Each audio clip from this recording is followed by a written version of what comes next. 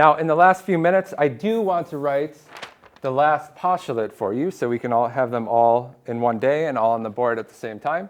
So let me jump you ahead to chapter 2.2.8 on composite systems, where postulate 4 appears for the first time.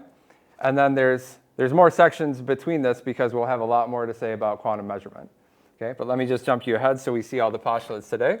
So the state space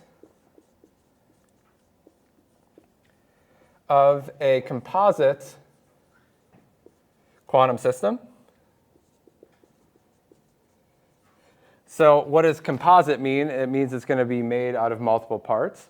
And the example that we'll have is not just a single qubit, but multiple qubits. Okay?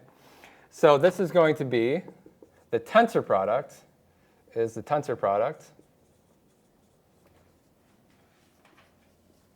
of the component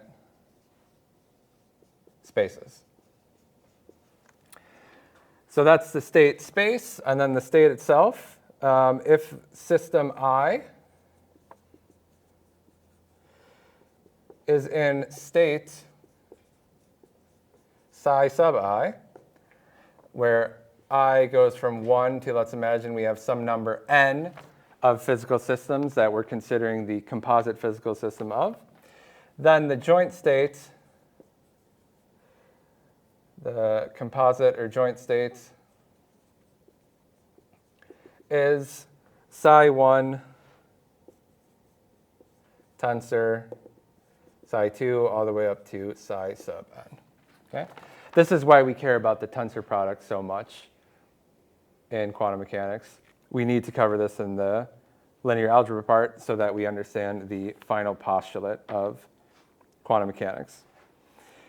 So in a certain way, you can consider this a consequence of the superposition principle, but I would encourage you, especially for this course, just to think about it as a fundamental postulate. And I want to give you an example of this. So let's suppose I have 2 qubits. So going from 1 to 2 qubits now. Let's suppose the first qubit is in the state 0, and the second qubit is in the state 0. Then the composite state would be the tensor product of 0 with 0. And remember, we use the simplified notation for this. So often, I'll just omit the tensor product, save myself a little bit of writing. And then even more often, I'll omit the 2 cuts and write just 1, putting both labels in here. I think we worked out an example of this, but make sure that you could show this is the 4-element column vector 1, 0, 0, 0. You should be able to do this for the other 2 states as well as a general quantum state, psi being equal to alpha plus beta, how to do the tensor product of that.